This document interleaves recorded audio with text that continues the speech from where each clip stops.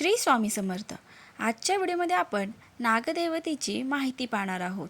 Video शेवटपर्यंत नक्की पहा। नागदेवता ही देवता वास्तुपुरुष मंडळात अत्यंत महत्त्वाची आणि प्रभावी मानली जाते। उत्तर दिशेच्या क्षेत्रात येणारी ही देवता केवळ नावाप्रमाणे सर्प नसून ती एका विशिष्ट मानसिक आणि भौतिक शक्तीचे प्रतीक आहे। नागदेवतेबद्दलची सखोल आणि शास्त्रोक्त माहिती। नागतृष्णा च कुरुते विषयाना मनुत्तमाम तबलात सर्व कार्यानी सिद्ध्यंती नात्र संशय। नागतृष्णा च कुरुते, नागतृष्णा निर्माण करतो। येथे तृष्णा म्हणजे केवळ तहान नव्हे तर काहीतरी मिळवण्याची तीव्र इच्छा। नाग ही देवता मानवाच्या मनात ध्येयप्राप्तीसाठी लागणारी ओढ किंवा पॅशन निर्माण करते। ज्याच्या मनात ही तृष्णा जागी असते तोच प्रगतीसाठी धडपड करतो। विषयानामनुत्तमाम, उत्तम विषयाची ओढ ही ऊर्जा केवळ भौतिक गोष्टीपुरती मर्यादित नसून ती उच्च दर्जाचे ज्ञान, कौशल्य आणि विषय समजून घेण्याची बुद्धी देते। व्यवसायात नवीन आयडिया सुचणे किंवा मार्केटचा अंदाज येणे ही या देवतेची कृपा मानली जाते। तबलात सर्व कार्यानी सिद्ध्यंती, त्याच्या बळावर सर्व कार्य सिद्ध होतात। जोपर्यंत माणसाकडे प्रबळ इच्छाशक्ती नसते तोपर्यंत कोणतेही कार्य पूर्णत्वास जात नाही। नागदेवतेचे बळ म्हणजेच मानसिक शक्ती, जी तुम्हाला संकटातही काम पूर्ण करण्याची जिद्द देते। नात्र संशय, यात शंका नाही। ज्या वस्तूमध्ये नागपद संतुलित असते त्या व्यक्तीचे यश निश्चित असते, यात तीळमात्रही शंका उरत नाही। स्थान आणि दिशा। मुख्य दिशा उत्तर, उत्तर दिशेच्या पद विन्यासात नागदेवतेचे स्थान मुख्यत्वे उत्तर वायव्य आणि उत्तर यामधील क्षेत्रात येते। मुख्य गुणधर्म, इच्छाशक्ती। नागदेवतेचा मुख्य संबंध मानवाच्या इच्छाशक्ती आणि तृष्णेशी आहे।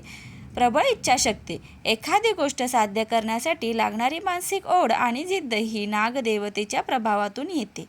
कुतूहल आणि ज्ञान, ही देवता गूढ विद्या, संशोधन आणि खोलवर ज्ञान प्राप्त करण्याच्या इच्छेला चालना देते।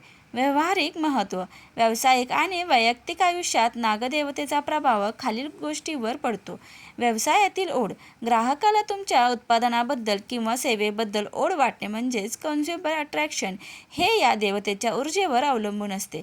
समाधान, जर ही देवता संतुलित असेल तर व्यक्तीला आपल्या कामातून समाधान मिळते। जर येथे दोष असेल तर व्यक्ती कितीही यश मिळाले तरी अतृप्त राहते। साठवणूक, नागाचा स्वभाव हा एखाद्या गोष्टीला वेढा घालून बसण्याचा असतो, तसेच ही ऊर्जा पैसा आणि संसाधने टिकवून ठेवण्यास मदत करते। नागपदामध्ये दोष असल्यास काय होते? जर वास्तूमध्ये नागदेवतेच्या स्थानावर शौचालय किंवा अग्नी किंवा कचरा असेल तर त्याचे नकारात्मक परिणाम दिसतात। मानसिक अव्यवस्था, व्यक्तीला सतत कसली तरी कमतरता जाणवते, मन एकाग्र होत नाही। अतृप्ती, यश मिळूनही काहीतरी राहून गेले आहे असे वाटत राहते। कायदेशीर कटकटी, कधीकधी विनाकारण शत्रू निर्माण होतात किंवा कोर्ट कचेरीही कामे मागे लागतात। नागदेवता संतुलित करण्याचे फायदे, व्यवसाय वृद्धी, नवीन संधी शोधण्याची आणि त्या पूर्ण करण्याची जिद्द वाढते। ब्रँड क्वालिटी, ग्राहक तुमच्या व्यवसायाशी जोडलेले राहतात। अध्यात्म, साधनेमध्ये खोलवर जाण्यासाठी आणि कुंडलिनी शक्तीच्या जागृतीसाठी या पदाची ऊर्जा अत्यंत पोषक मानली जाते।